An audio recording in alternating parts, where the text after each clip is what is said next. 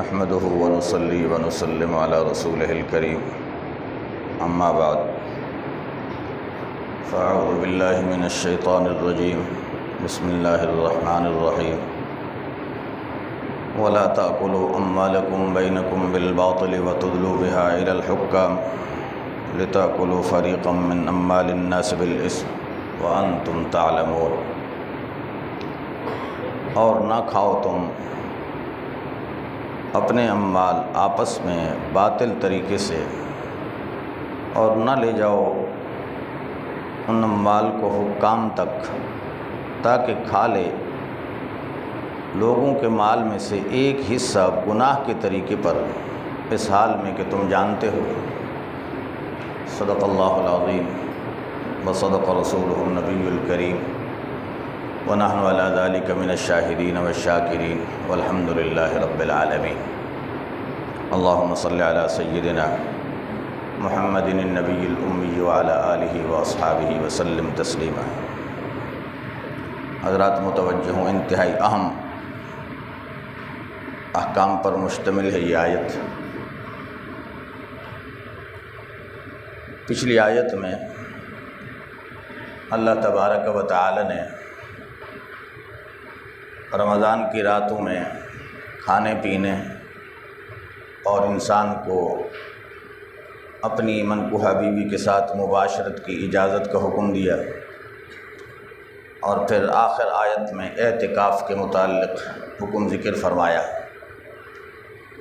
اور آخر میں فرمایا کہ کذالک یبین اللہ آیاتہ للناس، کہ اللہ ان احکام کو، آیات کو بیان کرتے ہیں تاکہ تم لوگ پرہیزگار ہو جائیں۔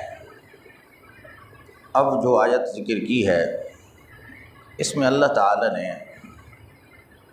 مال کے متعلق ایک بہت بڑا اصول اور ضابطہ امت کو عطا فرمایا ہے۔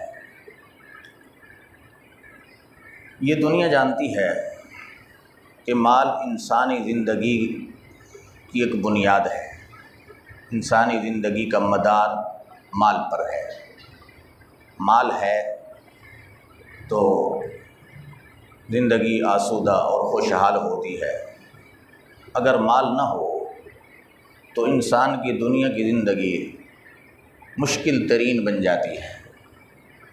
حتیٰ کہ نبی کریم صلی اللہ علیہ وسلم نے ایک چھوٹے سے حدیث کے جملے میں اس کی حقیقت یوں بیان کرتے ہوئے فرمایا، کاد الفقر ان یکون کفرا، فقر اور محتاجی جو ہے قریب ہے کہ انسان کو ایمان سے نکال کے کفر میں پہنچا دے۔ تو احتیاج جو ہے، مالی تنگی، یہ انسان کے ایمان کے خاتمے کا باعث بھی بن جاتی ہے۔ دنیا کے ہر مذہب میں، ہر قوم میں مال پر اتفاق ہے کہ مال کے حصول کے کچھ طریقے وہ ہیں کہ جو پسندیدہ اور اچھے ہیں، اور کچھ مال کے حصول کے وہ طریقے ہیں جو غیر پسندیدہ ہیں۔ اب پسندیدہ اور غیر پسندیدہ کا معیار اور کسوٹی کیا ہے، اس کے متعلق دنیا کی قومیں، ملتیں اپنا اپنا ایک ضابطہ اور قانون بناتی ہیں، لیکن دنیا کی جو قوم ان امور کے متعلق کوئی ضابطہ اور قانون بنائے گی تو وہ کامل نہیں ہو سکتا۔ کیوں؟ کہ وہ قوم اپنے قانون کو اپنے مفادات کے تابع رکھے گی، اپنی قومیت، اپنی وطنیت، اپنا کیا کہتے ہیں ملکیت، اس کو مد نظر رکھ کے وہ قانون بنائے گی۔ اب اس مذہب کے خلاف دوسرے مذاہب کے لوگ یا دوسرے وطن کے لوگ، ان کے لیے وہ ضابطہ محیط نہیں ہوگا، لیکن اللہ رب العزت جو ضابطہ انسانیت کو انسانیت کے حوالے سے عطا کریں گے، وہ تمام اقوام اور تمام عالم کے لیے ایک کسوٹی اور معیار ہو سکتا ہے۔ اب مال کے حصول کے کچھ طریقے ہیں جو شرعاً جائز ہیں۔ نمبر 1 کہ ایک انسان کو مال ملتا ہے میراث کے اندر بغیر محنت کیے، مورث پہ موت آئی، والد نے مال کمایا، محنت کی، اب فوت ہو گیا تو اس کی وفات کے بعد آٹومیٹک مال اولاد کی طرف، بیٹوں کی طرف منتقل ہو گیا۔ اب یہ جو مال پر، جائیداد پر ملک حاصل ہو رہا ہے، وراثت کے طور پر حاصل ہو رہا ہے۔ محنت مورث نے کی ہے، وارث کو یہ مال بغیر محنت کے مل گیا۔ یہ ایک حلال اور جائز طریقہ ہے شریعت کا۔ نمبر 2، مال تجارت کے ذریعے سے اصول شریعت کو مد نظر رکھ کے انسان تجارت کرے اور اس سے منفعت کمائے اور اس سے جائیداد بنا لے، مال کا مالک بن جائے۔ یہ بھی شریعت کا ایک طریقہ ہے، لیکن شریعت اسلام نے تجارت کی بھی حدود و قیود رکھی ہیں۔ اگر ان حدود و قیود کے تابع تجارت ہے تو حلال ہے، منفعت حلال ہے، اگر ان کے تابع نہیں ہے تو پھر وہ حلال نہیں ہے۔ نمبر 3، کہ انسان کو مال حاصل ہوتا ہے ہبہ کے ذریعے۔ دوست نے ہبہ کر دیا، گفٹ کر دیا کہ جناب یہ زمین کا ٹکڑا لے لے، تو یہ مکان لے لے، اتنا پیسہ لے لے، اتنے ڈالر لے لے۔ تو اب ہبہ کے طور پر ہبہ کرنے والا واہب ہے، جس کو ہبہ کیا جا رہا ہے وہ اس کو خوشی کے ساتھ قبول کر رہا ہے۔ یہ بھی شریعت میں مال پر ملک حاصل کرنے کا ایک جائز راستہ ہے۔ اور کچھ راستے شریعت نے ایسا کیے ہیں کہ وہ حرام اور ناجائز کیے ہیں۔ مثلا چوری کے ساتھ حاصل کیا ہوا مال حرام ہے، ڈاکہ کے ذریعے مال حاصل کیا ہوا حرام ہے، سود خوری کے ذریعے، سودی کاروبار کے ذریعے حاصل کیا ہوا مال حرام ہے، قسم کھا کر مال بیچا گیا، اس میں نفع حاصل کیا گیا تو حرام ہے، جھوٹ بول کر، دھوکہ، فریب، فراڈ کر کے مال کی ملک حاصل کی گئی، ذخیرہ اندوزی کے ذریعے سے مال جناب رکھ کر اس کو بیچ کر منفعت کمائی گئی۔ شریعت نے ان تمام دائروں پر سرخ لکیر کھینچ دی ہے کہ اگر ان اقسام کے ذریعے سے مال کمایا تو ناجائز ہے، حرام ہے۔ اب شریعت مطہرہ کے اصولوں کو دیکھا جائے تو میرے بھائیو، آج ہم اپنے کاروبار پر، اپنے آمدنی کے ان راستوں پر نظر ڈالیں ایک تو بڑا افسوس ہوتا ہے کہ ہم مسلمان کہاں کھڑے ہیں۔ قرآن، اللہ کا رسول ہمیں کیا ہدایت دیتے ہیں اور ہم بالکل اس کی الٹ لائن چل رہے ہیں، بالکل الٹ لائن۔ سود ہمارے اندر، جوا ہمارے اندر، جناب کاروبار اور معاملات کے اندر فراڈ اور دھوکہ ہمارے اندر، ناپ تول میں کمی ہمارے اندر، چوری ہمارے اندر، ڈاکہ کے ذریعے جناب قتل کر کے مال حاصل کر لینا یہ ہمارے اندر، اسی طرح جھوٹا دعویٰ کر کے جھوٹے گواہ، آج گواہ بھی کرائے پہ ملتے ہیں، پیسوں کے معاوضے گواہی دے دیتے ہیں، جھوٹی قسم کھا کر ایک انسان مال حاصل کر لیتا ہے۔ یہ سارے ناجائز اور حرام طریقے ہیں مال کے، ملکیت کے حصول کے۔ حضرت عبداللہ ابن مسعود رضی اللہ تعالیٰ عنہ سے ایک روایت مروی ہے، اللہ اکبر، فرماتے ہیں کہ جناب نبی کریم صلی اللہ علیہ وسلم نے فرمایا، لا یزال قدم عبد یوم القیامہ حتی یسأل عن اربع۔ توجہ کریں میرے بھائیو کہ لا یزال قدم عبد، قیامت کے دن کسی انسان کے قدم اس وقت تک اپنے ٹھکانے اور منزل کی طرف نہیں بڑھیں گے جب تک اس سے 4 چیزوں کا سوال نہ ہو۔ نمبر 1، عن عمرہ فیما افناہ، عمر کے بارے میں کہ کن کاموں میں زندگی برباد کی دنیا میں۔ نمبر 2، وعن شبابہ فیما ابلا، جوانی کے بارے میں کہ جوانی کہاں لٹا دی، کن کاموں میں، جائز یا حرام۔ وعن مال کیف اکتسبہ، اور تیسرا سوال کہ مال کے بارے میں کس طرح کمایا، جائز راستوں سے یا ناجائز۔ وفیما انفقہ، چوتھا سوال کہ مال خرچ کہاں کیا، کمایا کیسے اور مال خرچ کیسے کیا۔ اب اگر ان 4 سوالوں کا جواب صحیح دے دیا تو بخشش ہے، اگر ان کا جواب نہ دے سکا تو پھر عذاب سے چھٹکارا میرے بھائیوں ممکن نہیں ہے۔ اب اس چھوٹی سی آیت میں اللہ تعالیٰ نے ضابطہ کیا دیا، لا تاکلوا اموالکم بینکم بالباطل، کہ اپنے مال باطل طریقے سے نہ کھاؤ. یہ نہیں کہا کہ غیر کے مال. قرآن کا انداز ہی بڑا نرالا ہے. لا تاکلوا اموالکم، اپنے مال ناجائز اور باطل طریقے سے. اب اپنا مال انسان کس طرح باطل طریقے سے کھاتا ہے؟ اس کا معنی یہ ہے کہ جب ایک انسان دوسرے کی جائیداد میں، دوسرے کے مال میں ناجائز دعویٰ کر کے اس پر قبضہ کر کے ہتھیا لیتا ہے، اپنے قبضہ میں چیز لے لیتا ہے، تو گویا وہ دوسری دنیا کے لیے، دوسرے لوگوں کے لیے راستہ دے رہا ہے، ضابطہ دے رہا ہے کہ آج اگر میں یہ کام کر کے دوسرے کی جائیداد قبضہ کر سکتا ہوں تو تیسرا شخص آ کر وہ میری جائیداد پر بھی اسی طرح قبضہ کر سکتا ہے. تو اپنی جائیداد پر قبضہ کرنے کا اس نے خود راستہ فراہم کر دیا. اب یہ ایک کا مال کھائے گا، دوسرا آ کر اس کا کھائے گا، اور شخص آ کر اس دوسرے شخص کا کھا جائے گا. اب دنیا کے اندر کیا ہوتا ہے؟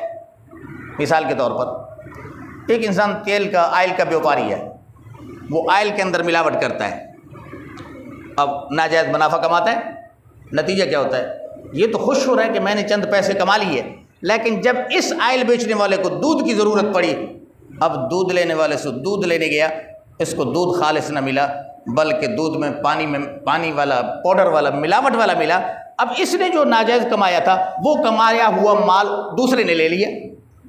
اب دودھ والا آئے گا مرچ مسالہ لینے کے لیے، اس نے ناجائز دودھ میں کمایا، اب مرچ مسالے والا آ کر اس سے جناب اس میں کوئی اینٹیں پیس کر، کوئی دوسری چیزیں پیس کر، چینی کے اندر بورا ڈال کر لکڑی کا، جناب اس میں منافع کما لے گا.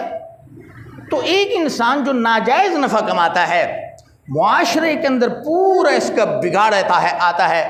نتیجہ کیا نکلتا ہے کہ پورا معاشرہ فساد کی دلدل میں دھنس جاتا ہے.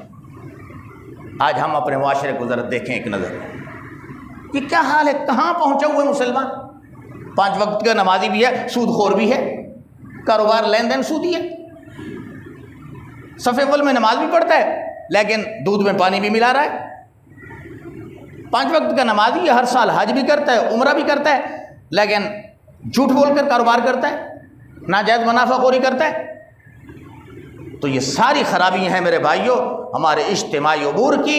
اللہ تعالیٰ نے ایک ہی جملے کے اندر یہ بات بتا دی، لا تاکلوا اموالکم بینکم بالباطل، باطل طریقے سے اپنے مال ایک دوسرے کے نہ کھاؤ. اور دوسری بات کیا فرمائی؟ فرمایا کہ وَتُدْلُوا بِهَا إِلَى الْحُكَّامِ، کہ مال کے مقدمات کو حکام تک بھی نہ لے جاؤ. مثلا ایک شخص دوسرے پر دعویٰ کر دیتا ہے کہ جناب اس کے پاس جو زمین ہے نا یہ میری ہے. اب دعویٰ کرنے والا ہے جھوٹا، جانتا ہے کہ میں جھوٹا ہوں، جس کے پاس ہے اسی کا حق ہے، لیکن یہ طاقتور ہے، پیسہ ہے، عدالت میں جا کے دعویٰ دائر کرتا ہے. اب جناب جب جج کے پاس کیس گیا، آج کل تو ہمارے جج بھی رشوت خور ہیں. جہاں جج بکتے ہوں، جہاں انصاف بکتا ہو، جہاں حکمران بکتے ہوں، وہاں قرآن و سنت کے اصول کون اپنائے گا؟ اب جھوٹا مدعی جھوٹے گواہ پیش کر دیتا ہے، یا گواہ نہیں ہے، قاضی صاحب کو رشوت دے دیتا ہے کہ جناب اتنی رشوت لے لو اور یہ فیصلہ میرے حق میں کر دو. قاضی صاحب رشوت لے کر فیصلہ اس کے حق میں کر دیتے ہیں.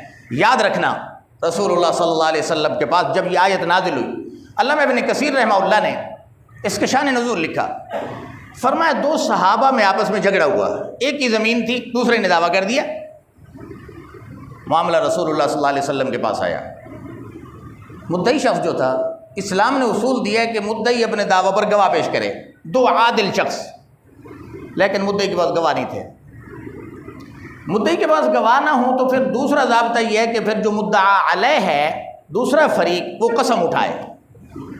اب مدعی کے پاس گواہ نہیں تھے تو قسم آئی مدعا علیہ پر.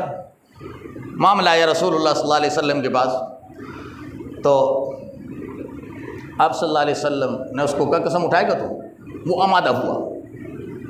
حدیث میں آتا ہے سورہ آل عمران کی آیت 3 پارے کی، اللہ کے نبی نے اس صحابی کے سامنے پڑھے، ان الذین یشترون بعہد اللہ و ایمانہم ثمنا قلیلا اولئک لا خلاق لهم فی الآخرہ ولا یکلمهم اللہ ولا ینظر الیہم یوم القیامہ ولا یزکیہم ولہم عذاب علیم۔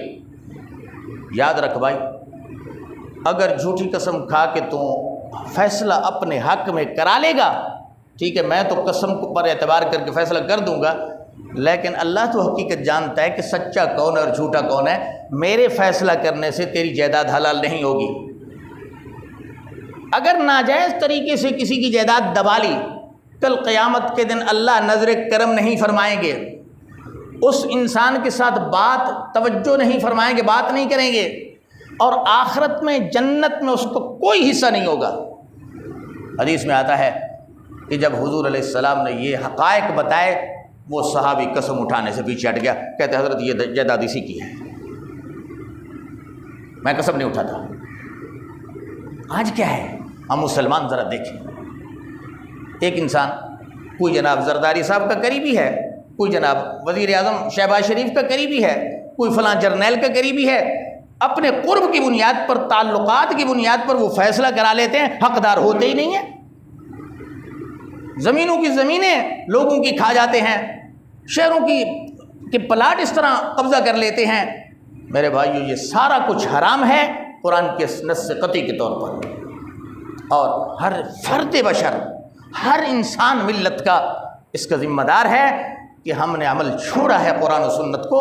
ہم نے قرآن کو صرف اتنا سمجھ لیا کہ بس یہ قرآن مردے بخشوانے کے لیے آیا ہے، اس کے علاوہ اور اس کا کوئی کام ہی نہیں ہے معاشرے میں۔ قرآن تو احکام کی کتاب ہے کہ یہ حلال و حرام کے کیا اصول دیتا ہے۔ کاش کہ آج مسلمان ہم ذہناً تیار ہو جائیں کہ ہم نے قرآن کے خلاف کوئی قدم نہیں اٹھانا، اللہ کا جو حکم ہے اس کو پورا کرنا ہے۔ کب تک انسان یہ جائیدادیں رکھے گا؟ جب مرتا ہے تو قبر کی مٹی بھی اپنی ملکیت کی نصیب نہیں ہوتی، غیر کے قبرستان میں جا کے دفن ہوتا ہے۔ جس جائیداد کے لیے لڑتا رہا، مرتا رہا، زندگی گنوا دی، مشکلات میں گزار دی، آج مرا ہے تو اپنی وہ جائیداد قبر کے لیے بھی نصیب نہیں ہوئی۔ انجام تو یہ ہوتا ہے۔ اس لیے میرے محترم بھائیوں، ان حقائق کو سمجھو کہ اسلام، قرآن، اسلام دین رحمت ہے، دین رحمت، جس نے ہر انسان، چاہے وہ مرد ہو، عورت ہو، طاقتور ہو، کمزور ہو، جوان ہو، بچہ ہو، بوڑھا ہو، ہر کے حق کا تحفظ کیا ہے۔ کسی کی حق تلفی کی اسلام نے اجازت نہیں دی۔ اس لیے ہم ان اصولوں کو لیں گے تو انشاءاللہ زندگی سنورے گی۔ اللہ تعالیٰ سے یہ درخواست ہے کہ اللہ تعالیٰ ہمیں قرآن پاک کے ان اصولوں کو سمجھنے اور ان پر عمل کرنے کی توفیق عطا فرمائے۔ ایک مرتبہ ترجمہ پھر کر لیتا ہوں کہ نہ کھاؤ اپنے مال آپس میں بالباطل، ناجائز طریقے کے ساتھ، اور نہ لے جاؤ ان کو حکام حاکموں تک تاکہ کھا لو تم ایک حصہ لوگوں کے اموال کا بالاسم، ناجائز طریقے پر، گناہ کے طریقے پر، وانتم تعلمون، حالانکہ تم جانتے ہو کہ یہ تمہارا نہیں ہے، اس کے باوجود لگے ہوئے ہو۔ اللہ تعالی ہم سب کو عمل کی توفیق دے۔ وآخر دعوانا ان الحمد للہ رب العالمین۔